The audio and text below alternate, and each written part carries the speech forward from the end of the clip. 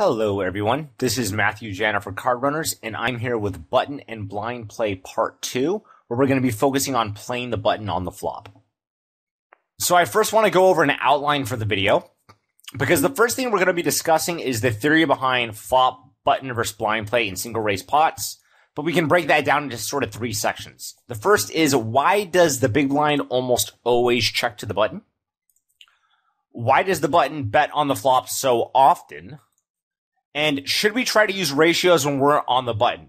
And what I mean by that is there a certain sort of like value betting to bluffing ratio we're going to be trying to, utilize on the flop when we're in the position on the button and deciding whether or not to bet. So we're going to talk about that quite a bit. And then in a similar style to the SSNL You're Doing It Wrong series, we'll go over a ton of positional button spots. So I just want to talk about a lot of the spots that I think are easy bets, easy checks, and then a lot of the spots that I think are really close. So hopefully after we go over a bunch of spots, you'll feel more comfortable when you're actually playing, knowing whether or not to bet or check, or knowing whether or not it's really close and you should look at your HUD, or it might not matter much either way. And starting off, we're going to need to think back to pre-flop. Recall that in the first video, the button opened about 45% of all possible hands, and the big blind called with a very wide range. This was justified because the big blind was getting better than 3-to-1 immediate odds and closed the action pre-flop. So when the big blind cold called the button open, he knows that he can't get squeezed because he's the last person to act.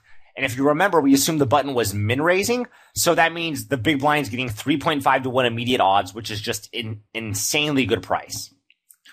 Remember, the big blind called with the goal of simply losing less than one big blind overall for the hand, with many hands in the big blind cold calling range. This resulted in the big blind calling with some pretty crappy hands.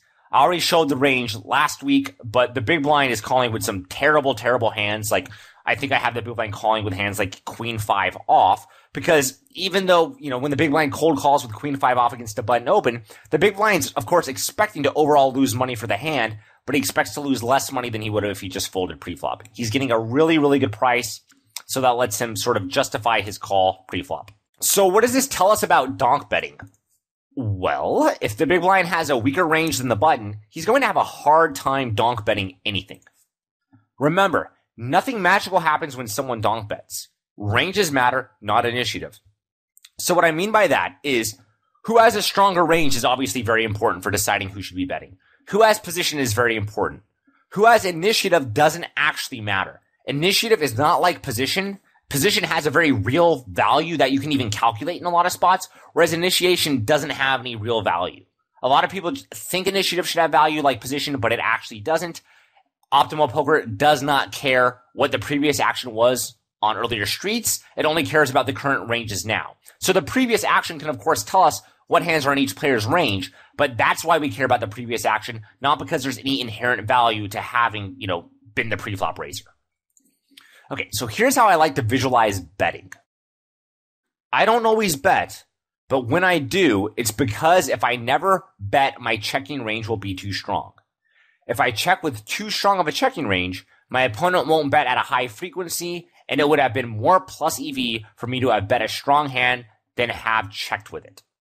So what I really want you to take out of this is a lot of times people sort of bet all their good hands, and then they think like, okay, how do I make sure I'm not checking too weak of a range?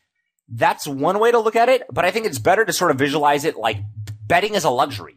You bet when you know that if you were to check everything, your checking range would be too strong. So because of that, you're better off, betting some of your strong hands, because that prevents your checking range from being too strong. So then now when you check, your opponent will still bet reasonably often. So if you are check calling with a strong hand, or if you are check raising, you're still going to get paid pretty well. So you didn't need to have bet that strong hand yourself.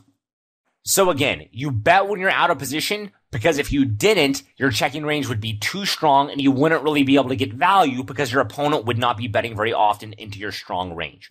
Once your checking range out of position is weak, then it starts making sense to start checking some really strong hands because now your opponent's going to bet pretty often. All right, but what if the big blind doesn't bet? If the big blind never donk bets, does his checking range get too strong? For most board textures, probably not. It's likely not even close on many board textures. The button's range is too strong relative to the big blind's range, and position is valuable. This is not what I used to think, but people used to call with much, much stronger ranges pre-flop. When calling with a much wider ranges pre-flop, donk betting isn't as effective.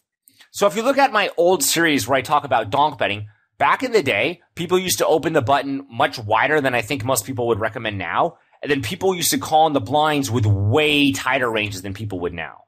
So if you're still one of those players that's calling with like a lot of king, queen, queen, jack, king 10 stuff when you're out of position, and the button's opening a really, really wide range, then yeah, the big blind's range is probably going to be really strong on the flop relative to the buttons, and it will maybe make sense for the big blind to donk bet on a lot of board textures. But with the ranges we're using, where we assume the button min raises, and we 3-bet from the big blind very, very aggressively, and then called with a lot of really weak hands because we were getting such a good price pre-flop, it's not usually going to make sense to have a donk betting range. Our range is just too weak relative to the opponents.